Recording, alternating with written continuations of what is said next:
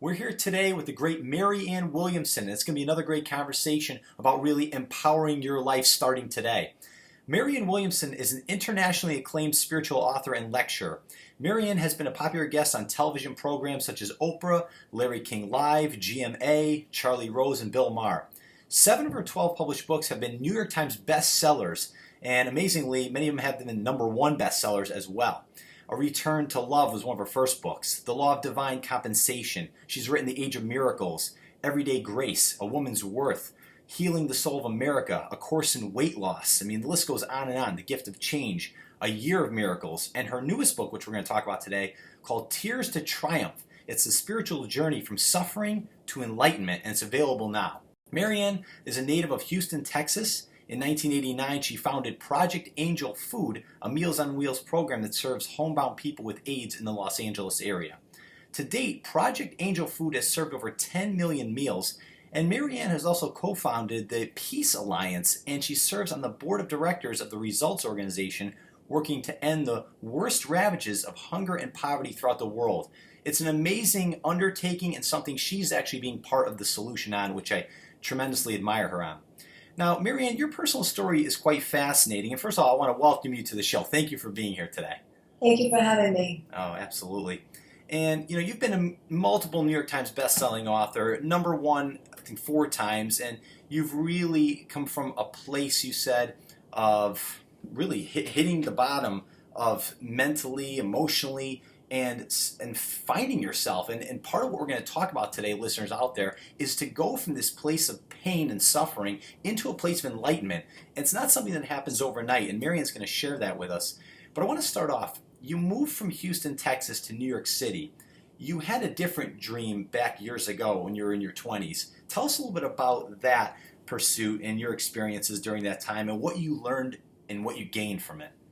Well, I didn't move from Houston to New York. I was born and raised in Houston, then went to college in California and New Mexico. Made my way to New York, lived a lot of my 20s in New York City. I think that the 20s are the time when you're finding yourself. I don't think it's an easy time for most people. And my journey, in a way, has been quite garden variety. You say I hit bottom. Who hasn't?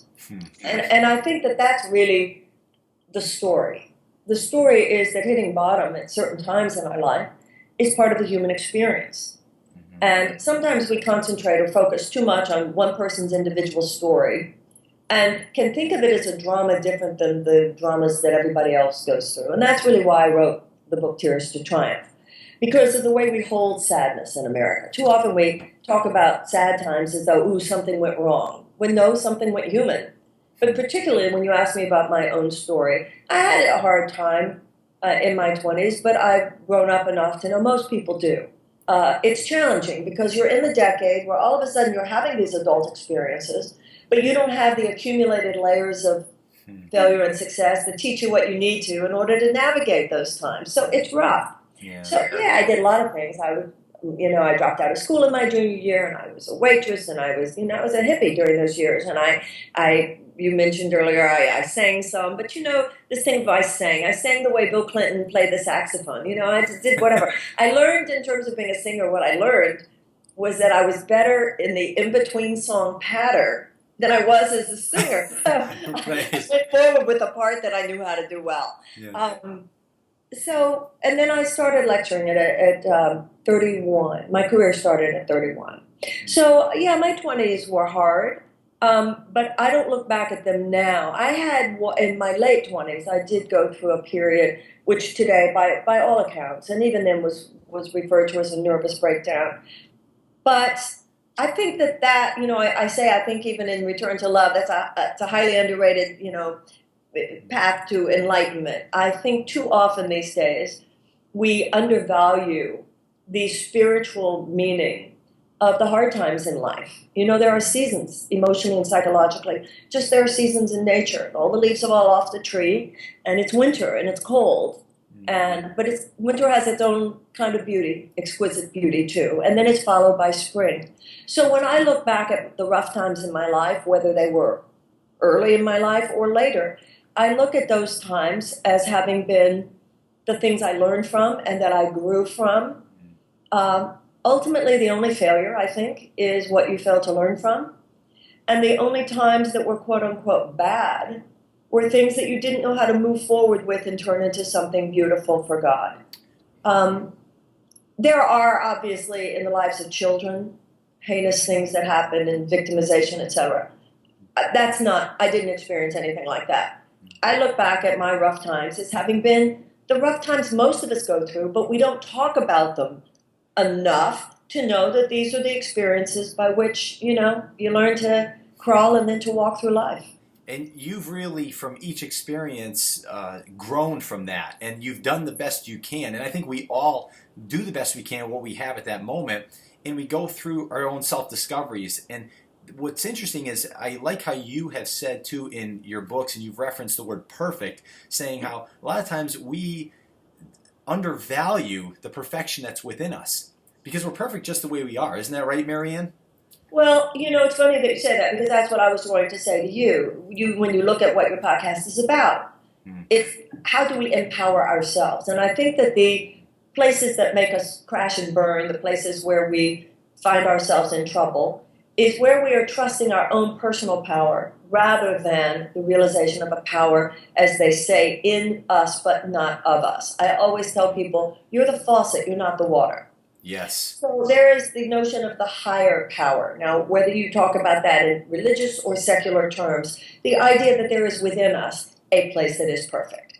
Now, within that perfection, that innocence, which is an ever-renewable source of power, by the way, then we live within that as mortal human beings, and on this plane of mortal existence, we make mistakes. But I think that when you know that there's a perfect power within yourself, and when I know that there's a perfect power within you, I can hold my mistakes more lightly, and I can hold your mistakes more lightly. I can atone for my mistakes and say to myself, oh, what, you thought you were perfect? You thought you were incapable of error? And that's where the spiritual notion of the atonement comes in. In Catholicism, there is confession, you atone. In Judaism, the holiest day of the year is the Day of Atonement, or Yom Kippur. In Alcoholics Anonymous, you have to admit the exact nature of your wrongs, you have to atone for your errors, you have to make amends. And then you can forgive yourself. You atone for your own mistakes, and then I can do the same with yours. To know, hey, you're a perfect child of God, and in that moment you didn't download the best version of yourself. And the only way I can realize that about myself is if I realize that about you. And then there's power. There's no greater power than the power to start over. There's no greater power than the power of knowing that every single moment is a new beginning if you stand within it in the light of mercy and compassion for yourself and others.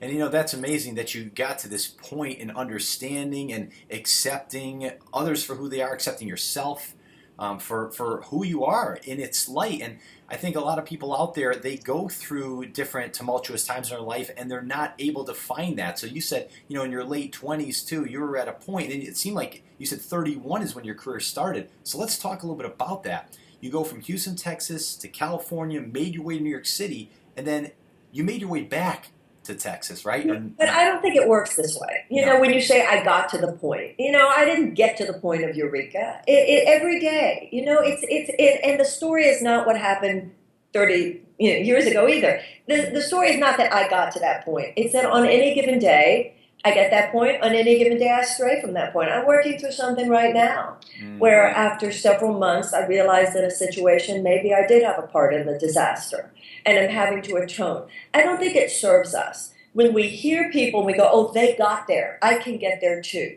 I don't think it's that way. It's like physical exercise. Even if you got there, if then you stopped exercising, the muscles went back down. Right. So if you do the steps, if you do spiritually, if you meditate, if you pray, if you work a serious spiritual path, and that's why in the book I try to go through what does it take to pull yourself up. That's why there's a chapter on forgiveness. There's a chapter on spiritual intelligence. There's a chapter on relationships. So it's really not about how you got there any day before today. And it's not about how anybody else got there. It's about all of us learning the principles by which today we rise to the occasion. You know, spiritually, linear time doesn't even exist. The past is only in your head. The future is only in your head. The only time where the divine intersects linear time is in the present. And so today is the day. So I think I got there, but the fact that I got there 30 years ago doesn't matter. But I think I got there this morning, and that does matter. That's true. Yeah, the power now. And there are some other situations where I'm sure I haven't quite gotten there. But, you know, it's a river. Life is not a particle, it's a wave. Mm-hmm. Now, before we get into your books, too, I like the concept of miracles, and that's something you've talked a lot about in the Course in Miracles, and you've studied.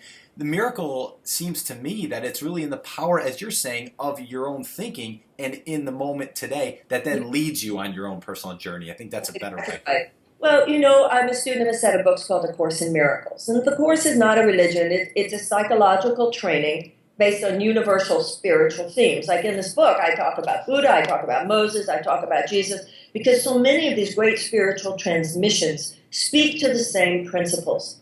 And the idea of a miracle in A Course in Miracles is a shift in our own perception, a shift in our own thinking from thoughts of fear to thoughts of love. And even when you were talking about before, and I said, let's not talk about the past, because the love is in the present. Yes. Love is in the present. Who are you not forgiving now? Because the ego mind, which leads you to make mistakes, would love me to talk about and to think about all the people who did me wrong in the past and all the mistakes I made in the past. But the real power and the real way to empower ourselves, as you would say, is to know that in this moment, the universe spiritually is ever renewable. It's like when you go to, what is that big geyser that's so famous, Old Faithful? Oh, yeah, Old Faith. Yeah, Old Faithful. I think you're exactly right. You know, it never stops, Yep. you know? And that's where the power lies. The power is, and that's why Eckhart Tolle's book, The Power of Now. Yes. How are you doing now? How are you doing with your relationships now? Are you rising to the occasion in your life situation now? Whatever your job is. Or you know, a lot of people are saying, I will show up in my job later when I have a better job. I will show up in my relationship better later when it's a better relationship. I'll hang up the paintings on the wall later when I have a different house. So they're not taking action. They're not in the power now. Taking action. It's the internal action, too, of knowing that right now I can live fully.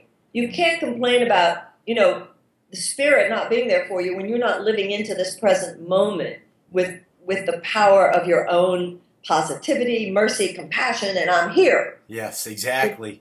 I 100% agree with you. And for you to now, so you've then got yourself into the metaphysical realm by having a store, right? Were you running a store that was a metaphysical store? No, it was a small general stock bookstore in Houston at that time. And then when I came out to Los Angeles, I started working at a place called the Philosophical Research Society, and that's where I was able to give my first lectures.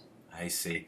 So let's talk about this. I just want to start with your first book, and this is a book that I have. It's A Return to Love. Everyone, that's our first book. And wasn't this your first one that really was your New York Times bestseller?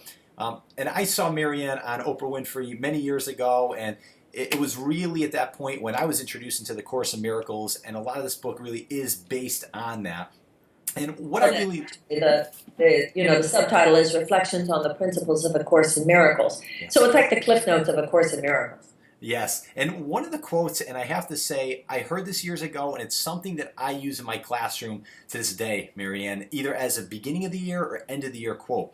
And it's one of your most famous ones. Our deepest fear is not that we are inadequate. Our deepest fear is that we are powerful beyond measure.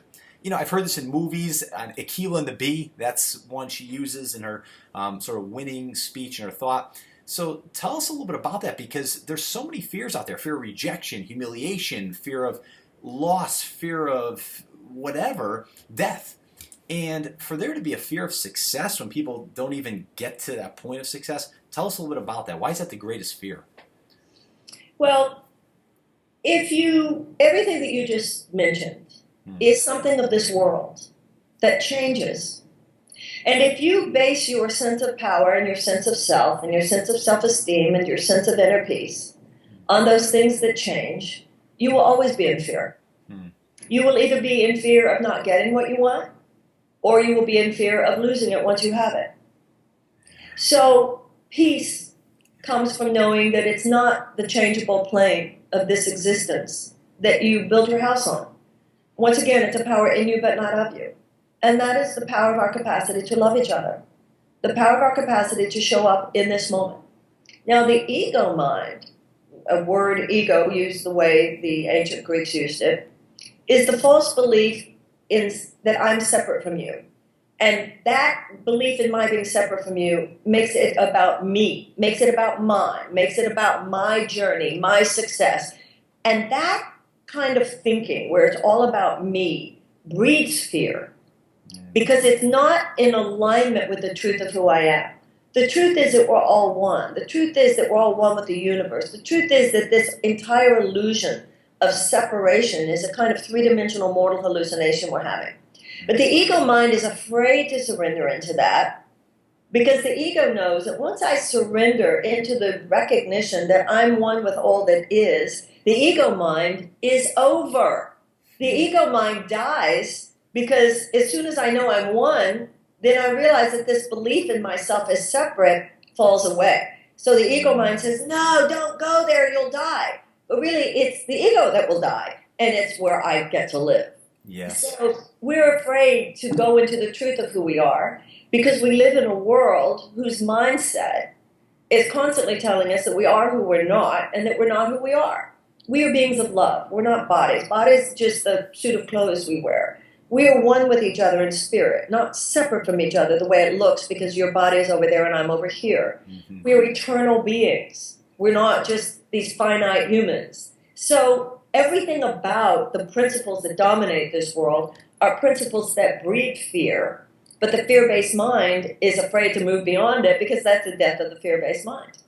That makes a lot of sense. And when you talk about a return to love, it sounds like to me you're saying when you surrender yourself, okay, you're surrendering yourself, and you do flat out say, and some people are very reluctant to accept the notion of God, and for whatever reason, but you say surrendering to God, God is love, and that's a return to love. So does that really encompass in short to really what we should be doing? We're a vehicle, so we're letting the light in, and we're serving others through that vehicle, and we're returning to love as a result. And of course, the word God, some people use the word God to hate, even to kill, as we know. Yes. So just the use of the word God is not the issue. Belief is not the issue. Experience is the issue, and that is love. You are conspiring with God, even if you don't believe in Him, if you, or her, however you want to call it, if you are in love and forgiveness and mercy and compassion. And people who hate, no matter how much they say God, it's not of God. So we can just stay with the notion of love and forgiveness. And to the extent to which we, as you just described, wake up in the morning, remembering, in our prayer in whatever way, may I remember that I'm loved today and that my only purpose is to love.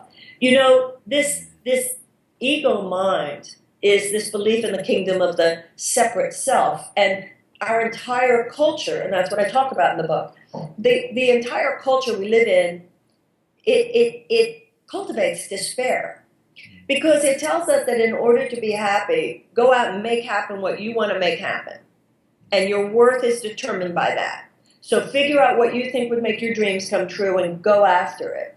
But as Buddha said, everything of this world can only bring at best but temporary happiness. So half the time we're in struggle and grasping to try to get what we think would make us happy.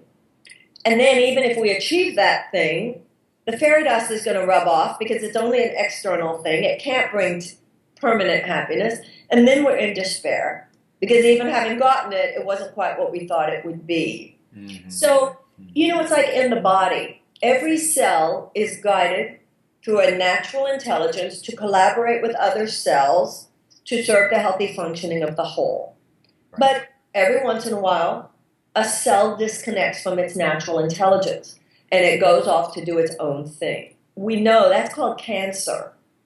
That's a malignancy in the body, and it's a malignancy in consciousness. And that's what's happened to the human race. We have been infected by a malignant consciousness. It is malignant in that we all think it's about me. It's all think about me going off and doing what I want, rather than realizing it's about me waking up today, collaborating in love with everybody else in order to serve. Now, let's take you and me talking right now. Mm-hmm. There are two ways we can look at this. One is, I want to be on his podcast. He wants me on his, so his podcast can get better, have more people, and sell more books. We can go there. It's low level thinking, and it won't make us happy. No. It'll make us in a kind of graspy place, and it will actually diminish our capacity to perform because it will limit our capacity to be flexible and really to rise to the occasion.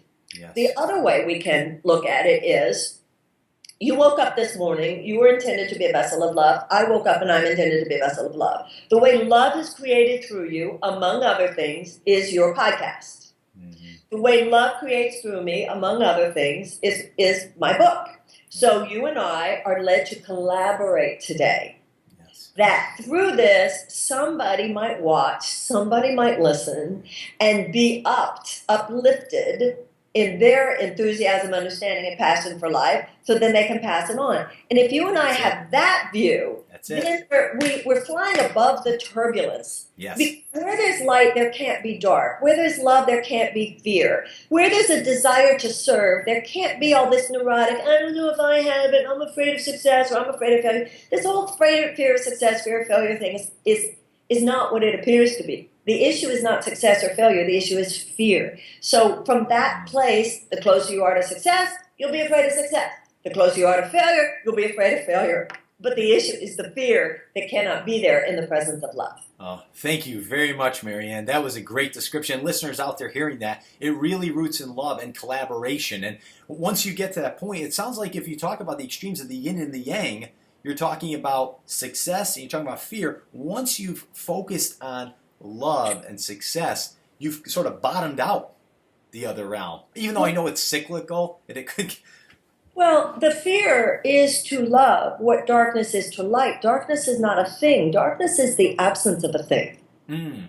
So when you turn on the love, the fear is gone. You can't be in the light of your true being and neurotic at the same time.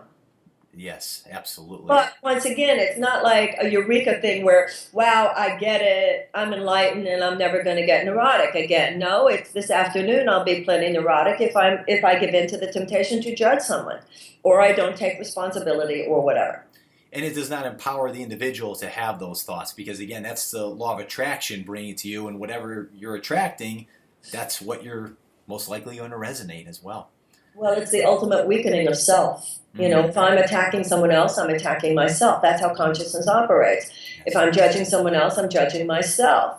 If I'm being negative about life, I'm being negative about myself, every moment. And that's really what it means to live in the circle of love or light, to go into any moment. It's so funny. Even as I'm saying this, I'm thinking about a meeting I have a little bit later. And I'm thinking, wow, I'm really waiting to see if they perform well enough for me. Mm-hmm.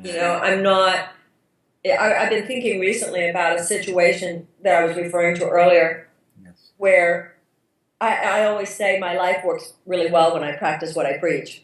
Right. And this situation didn't go well. And I have thought in the last few weeks about how I didn't go into it surrendering all my judgments first. I didn't go into it sending my love before me. That's power. Your power is your love. Your love is your power. That is the only true power. Mm-hmm. And so it was interesting for me because I'm going to go into that meeting better. Like my daughter said to me once, I was talking about an employee that was a problem for me, and she said, Mommy, part of having good employees is being a good employer. And that was like a brick to my forehead. There are so Kids many have the answers. I know there are so many situations in life where we really think if only the other person would get it right, my life would be good. Right. That's taking full responsibility right there for your decisions. And in the Course, that's exactly right. And in the Course in Miracles, it says that we are 100% responsible for our experience. And until you get there, you pay a very high price for not taking 100% responsibility for your experience, and that is you can't change it. It's only when I take full responsibility for my experience that I can change my experience, and that's power. Yes. And that's why your power to rethink an issue with compassion, forgiveness, atonement, that's your greatest power. That is. Yeah, it's easy to play the blame game, and there's a lot of issues we're hearing, in politics before the upcoming election, blaming this person, that person. It's easy to blame issues, but when you're not part of the solution and you're not actively involved in it, then it's easy to go that route, and then you attract that to yourself. Now, Marianne, in our conversation, we're going to skip over some of the other books and move from your first book to your latest book. Okay. And listeners out there, Marianne Williamson has recently written a book called Tears to Triumph. Talk about from one aspect to another, the spiritual journey from suffering to enlightenment. And you're very open about your struggles, and in particular struggles with depression. You talk about being fully available to the depths of your pain. And you say that deep sadness and suffering can lead to a blazing new dawn in life. And I think so many people out there can relate to it. I think we all can, because we all reach a point to when we feel down about something, and our bodies manifest it in some way, our minds manifest it, and our lives get out of control. So how can someone out there right now who's dealing with their own personal struggle find their way from suffering to enlightenment and understand and accept themselves and others for who they are? Well, first of all, I don't know. On this podcast, are people seeing the video too? They're seeing the video, and they're going to get a JPEG image as well, nice and clear. Triumph, and it is a current New York Times bestseller, by the way. Yes. Wow. Congratulations. One of the reasons that I wanted to write the book, quite seriously, was because we're living at a time of a very, I believe, dysfunctional phenomenon. And that is how depression has been medicalized. We're living at a time when a medical model has been put over human despair, normal human despair. I mean, there are such things, obviously, serious mental illness, schizophrenia, bipolar, etc. And when you talk about those things and psychotherapeutic drugs, I think that's a very legitimate conversation. But what is happening today is that people are being prescribed antidepressants, very casually.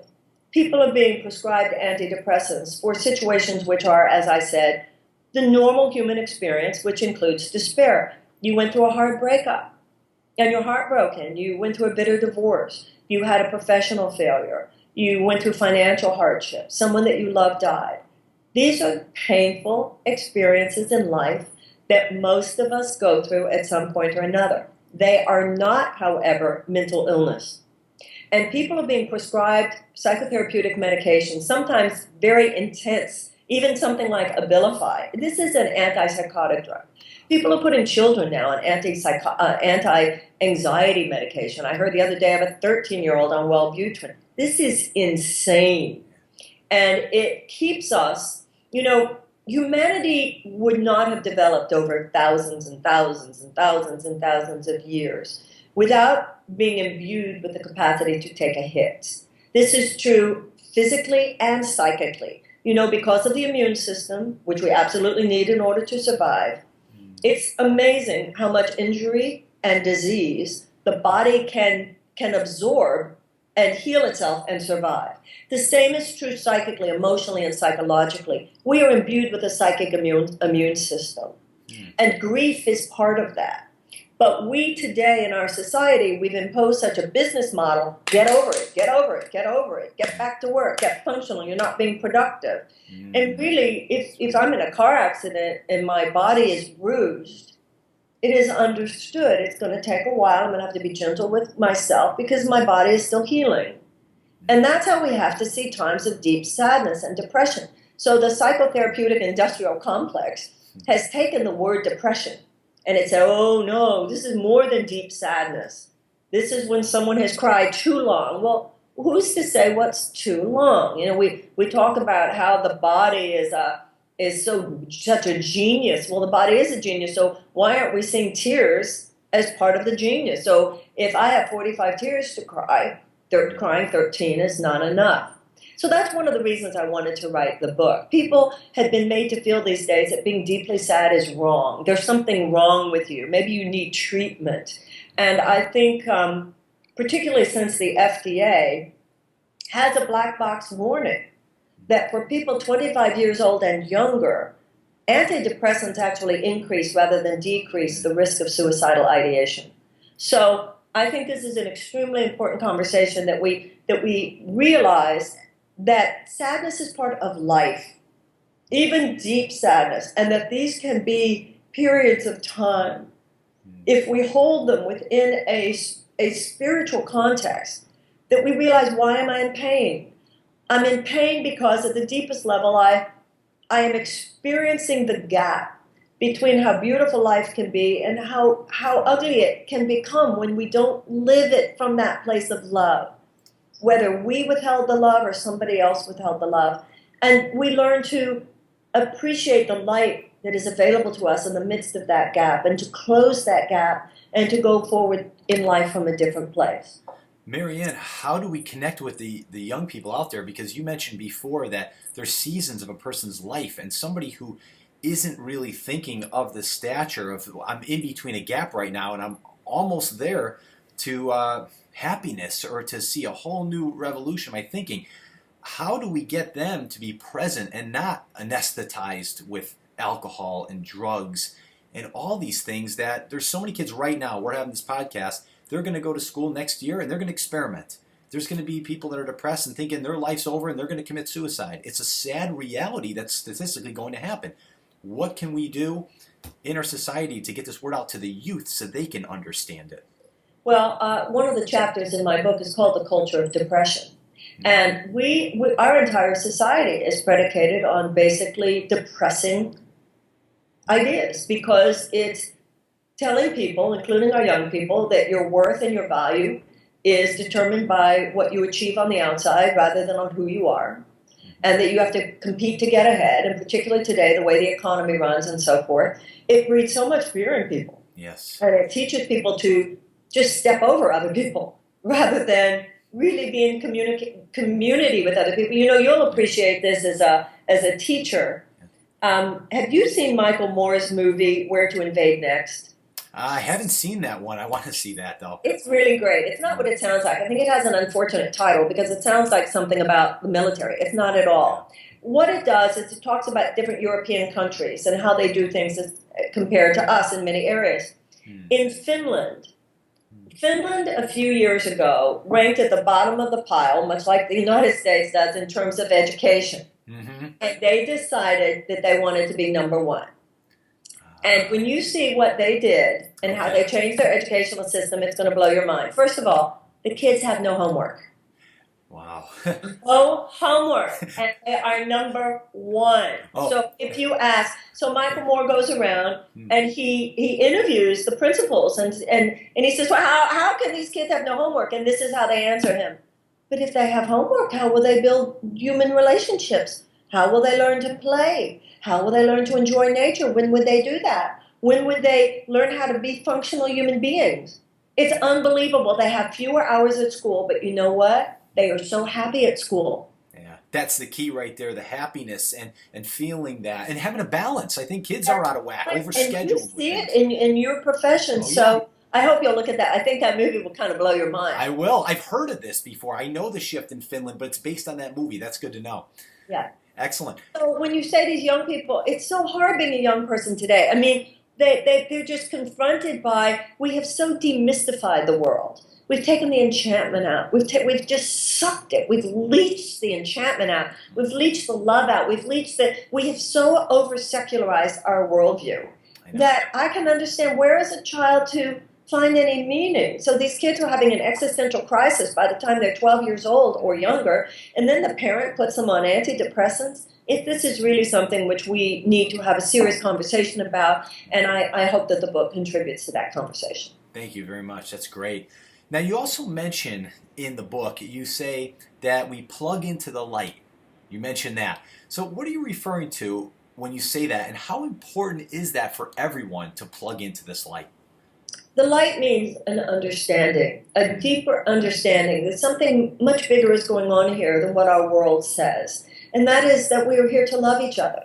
That's the thing to understand. Who am I? I'm not my body. I'm the love within myself. What is my purpose in life? It's to love. And when you stand within the light of that understanding, you are standing in the field of a celestial order.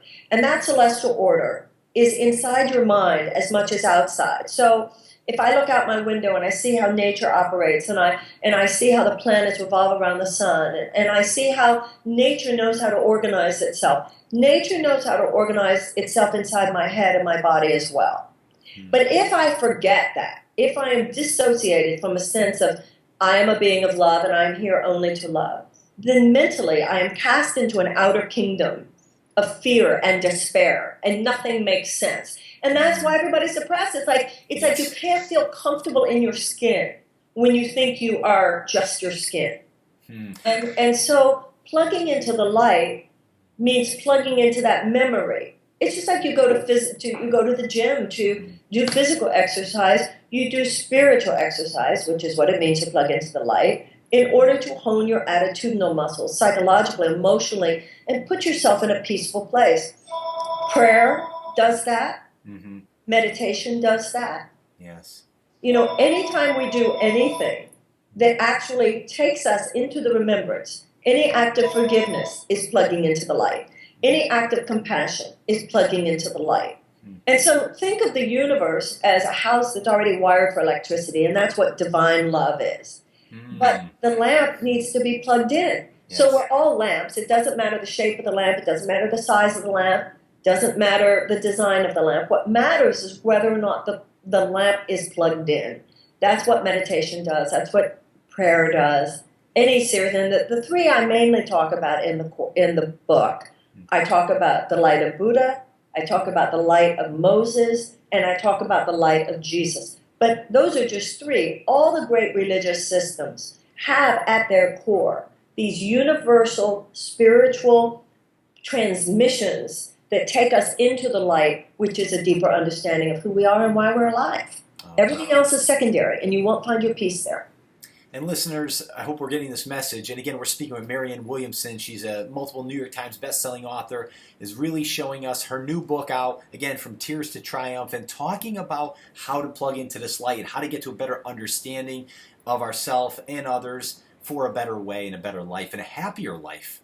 Now, Marianne, I'd like to ask you this. It was either in the LA Times or New York Times that it mentioned you've sold over 3 million books. And I have two questions. As an educator and an author myself, what first inspired you to become a writer in the first place? That's my first question. I had been giving lectures on A Course in Miracles. One night, it was in the 1980s, and I was in San Francisco one night, and I was going to give a lecture. Before my lecture, I had dinner with a man named Jerry Jampolsky. Jerry Jampolsky was one of the original teachers of A Course in Miracles. He wrote the first popularized version of the principles, a book called Love is Letting Go of Fear. He said to me, you should write a book. And I said, well, other people tell me that, but I don't feel pregnant with a book. He said, everything's in your tapes. You're taping your lectures. It's all in there. I said, but I don't know how to get the information out of my tapes onto a page. He said, I join with you in consciousness that there is someone out there who can do that. Now, that was a Thursday night in San Francisco. 2 days later, I'm giving a lecture in Los Angeles. A man comes up to me, and he introduces himself after the lecture as a literary agent. I said, that's so amazing, because only 2 days ago, Jerry Jampolsky said this. I gave him my phone number. Now, this is before voicemail. Yeah. I don't know if he tried to call me or not, but I never heard from him again or never talked to him. Okay. Wow. 5 days after that, so now we are 7 days, 1 week after my conversation with Jerry Jampolsky where he said, let's just join in consciousness, there's someone out there. 1 week after that, I give a talk in New York. After my talk, there's a line of people waiting to talk to me, and I see a man at the end of the line, and I just know I have destiny with that man. He introduced himself. He said, my name is Al Lohman. I'm a literary agent. Have you thought of writing a book? I said, other people have said this to me. I don't feel pregnant with a book. He said, it's all in your tape. I said, I don't know how to get it. He said, I can help you do that. Wow. And that's how my book got written. That's amazing. And that's twice. Yeah, that's within a span of...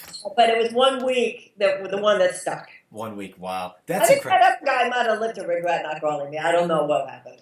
Well, let me ask you this. From being an author to then writing, I think, 10 books now you've written? 12. So a dozen books, and 7 of those New York Times bestsellers? Number 1 bestsellers? Wow. 4. How do you overcome obstacles as an author? Say you get one book out, one-hit wonder, or not even a wonder, and it's gone. How do you get to that point to get to where you got to as an author?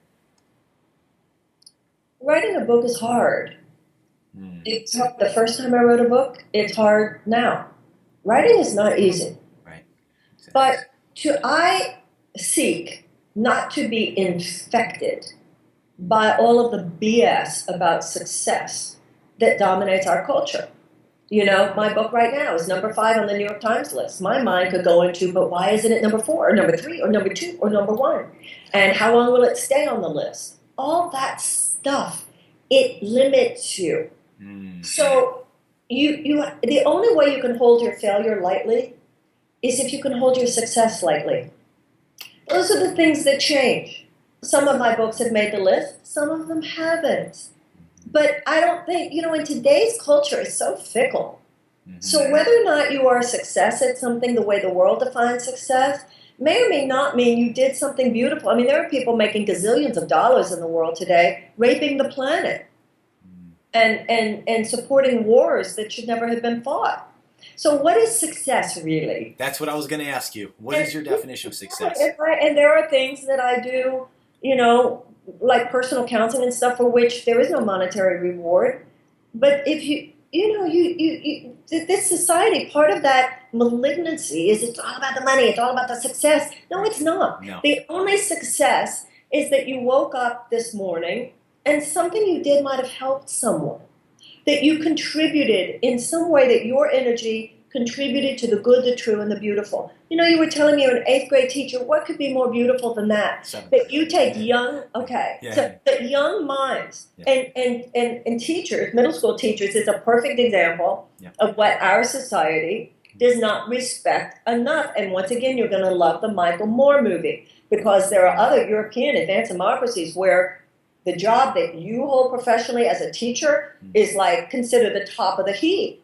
And it should be. So it's important if you really want to get anywhere in a way that's not just on the external planes, but in every level, that you disengage from that craziness. Yeah, you enjoy it, but it's like you enjoy going to lunch at a nice restaurant. Don't take it too seriously.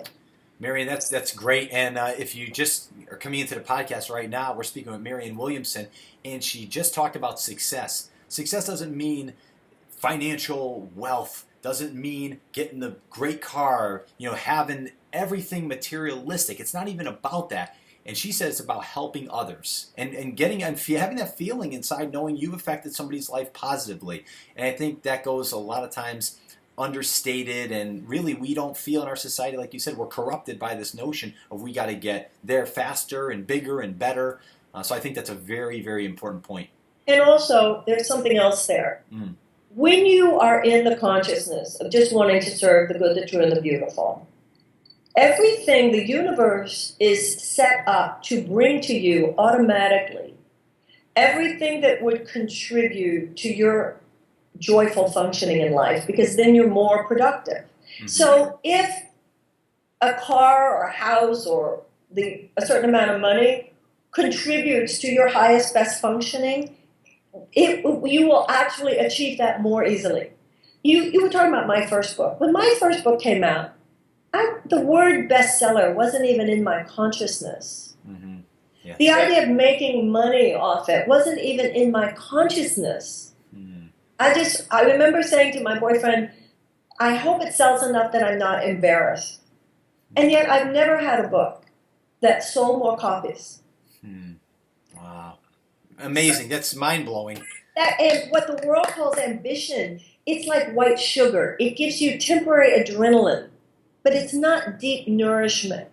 So one of the miracles, and I talk about this in Return to Love, as you know, is the shift. One of those miraculous shifts in perception is from ambition to inspiration. Inspiration. Yes, you do. That you're not, you know, too many times what in our world they call success mentality is go out and take the bull by the horns. Taking a bull by the horns would be a suicidal thing to do. So instead you can think of an angel pushing you from behind. In the Jewish book of wisdom called the Talmud, it says that over every blade of grass, there is an angel bent over whispering, grow, grow, grow. The universe supports you in rising to the highest level of your creative manifestation. But when you are trying and struggling and grasping to make that happen, you actually put yourself out of alignment, not into alignment with that natural process. When you plug in, when you go seek to rest, be still and know, within the space of I just want to rise to the occasion in this moment, be fully available and be a vessel of all that is good, true, and beautiful to the best of my ability, that's when that natural intelligence, that Shakti just shoots through you and you rise. Wow. And whether you're a student, whether you're a parent listening out there right now, whether you're an entrepreneur, anybody, this is what it's really all about. And that allows for the success to happen and grow in the expansion. Fabulous. Now, according to Time Magazine, they say yoga, the Kabbalah, and Marianne Williamson have been taken up by those seeking a relationship with God that is not strictly tethered to Christianity. Now, you've mentioned Buddha, you've mentioned Jesus, and all the different figures, Moses. So in this society, too, that it's very personal to talk about God and the multitude of religions out there, and some are given a better rap than others. How do you address this topic and the kind of relationship people should have with God while living here on planet Earth? Well, I would never tell people the relationship they should have with God. But I do talk about the underlying principles that all the great religious systems speak of.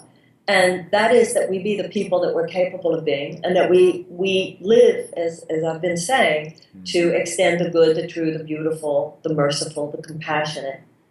And that is the connection to God, whether you believe in God or not. So the word God can be problematical. The ego mind can use it to foster separation rather than unity. Yes. But love and forgiveness binds us to one another, whether we see it in religious terms or not.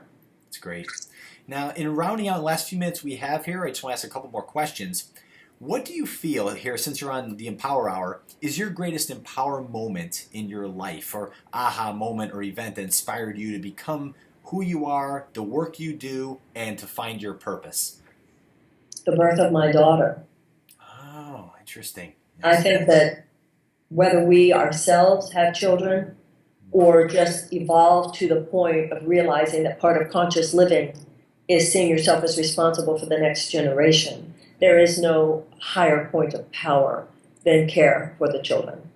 And if we made that domestically and internationally our bottom line, to really give children everything they need before the age of 8, we would have a radically transformed world. Wow, that's powerful right there. And I can feel that, too, as an educator, and you as a mother. So parents, educators, coaches, administrators, a lot of people dealing with the youth. They just get pushed to the side. Yeah. It's unbelievable. And our generation, too, we're a generation who more than any other has gone on and on and on and on about our childhood and what we didn't get in childhood, and yet simultaneously have been the most neglectful of the children in our midst. Oh, wow. So it just goes to show how important it is for this next generation to get to empower them, to get these thoughts early in their life, and for them to grow and then do that for the next generation. You see what these kids are watching on television and in the movies and on the internet. The violence that is constantly bombarding them, and the sociological statistics are in. This is what it breeds. Where do we get up in surprise that these kids are depressed? Yeah, I know. They're crying out for help, and they're even behind social network websites. Give them pharmaceuticals. I mean, it's and yet make marijuana illegal and people in jail for that. There's something so dark going on. Absolutely. All right, so at this point, I just want to round up by talking a little bit about the work that you're doing outside of yourself as an author, as a lecturer, and you founded the Project Angel Food, a Meals on Wheels program that serves homebound people with AIDS in the Los Angeles area. And I said early on, it served over 10 million people and continues to serve 10 million meals. 10 million meals, yes. Wow. Tell us a little bit about this program and what inspired you to do this. First started my career in Los Angeles speaking. It happened really at the same time, very shortly after I started talking in LA, within the next 2 or 3 years. Yes. The AIDS crisis burst onto the scene. And I was living in one of the hotspots in Los Angeles. And it took Western medicine a while before they came up with anything. And we all celebrate the fact that so much does exist now But at that time, it took a while. And it also took organized religions a while to work through their stuff too. So there was a lot of silence on that front. And I was this then young woman giving these talks about a God who loves you no matter what, and about miracles. And so gay men in Los Angeles started coming to my lectures. And we were in the midst of a very, very painful phenomenon. Because at that time, if you were diagnosed as HIV positive, the chances were that you would die. Yes. And so Project Angel Food, well, first it began as something called the Centers for Living, where we rented a house where people could get non-medical support services. You didn't have to be alone. You would be loved during this time. You wouldn't be alone in your apartment. You could come there. You could watch TV. You could have therapy. You could have a massage. We had support groups. Wow. And you could eat. We had a kitchen where people were cooking. And one day I remember walking in and like, where's John? And they said, well, John didn't come today. He wasn't feeling well. And then I'd come back the next day. John's not here. No. Or where's Robert? Well, he couldn't come in. And I realized these guys weren't coming in anymore because they couldn't. And I remember saying, well, what are they going to eat? Because they would eat here. And they said, well, I don't know. And I said, well, okay, let's take the meal to them. Yes. Wow. And ultimately we needed a whole program to do that. And that's incredible. And what comes to mind also is yourself, Louise Hay, really at the forefront of helping people. And yes, Louise was doing something called the Hayride at that time, and then she was on that original board of directors for the Center for Living. Yes. And during this time frame, what's very amazing is the fact that you've written A Return to Love. I think that was copyrighted in 1992. Yes, it was published in 92. And your work spanned from 70s, 80s, 90s, and this was a time frame too where people weren't really open to a lot of this concept. So you were one of the cutting edge figures. Yeah, that's absolutely true. I mean, the career niche, this didn't exist. No. So in 1992, when A Return to Love came out, in those days, when I would lecture, people would be in the audience going, wow, I've never even thought about these things. But those days are over. We've all read the same books now. We've all listened to the same tapes now. And so you don't come to hear someone like myself anymore so much to hear something you don't already know. You come to access more deeply the things that by now we all already know. Somebody in the audience is more likely now to say, hey, that's interesting. She's saying that because that's what we were talking about last night. It's a different time now. The era of data collection is over. This isn't a period of time during which we're all learning the principles so much as seeking to apply the principles. Yeah. Well, I want to say thank you very much, and my sincerest happiness today to have you on the Empower Hour. It was a pleasure, and I do want to tell the listeners out there, we have somebody, Marianne Williamson, who is on today, who certainly talks the talk, walks the walk, and has been doing it for a number of decades. It's not somebody who just came on the scene when this was popular. This is somebody who actually carved the way and is showing the way today. So thank you very much for being on the show. I appreciate it. People can go to my website, marianne.com, Marianne. I give lectures every Wednesday night, and they're free on live stream, or people can see it live in New York. People can join my email list. I write things, all that stuff. And, of course, my book, Tears to Triumph. Thank you so much for giving me the opportunity to talk about it today. Thank you. Today's the first day for you to make a choice and make a decision. And today is about returning to love and go from your tears to triumph and finding yourself and helping others. Thank you very much. Thank you so much.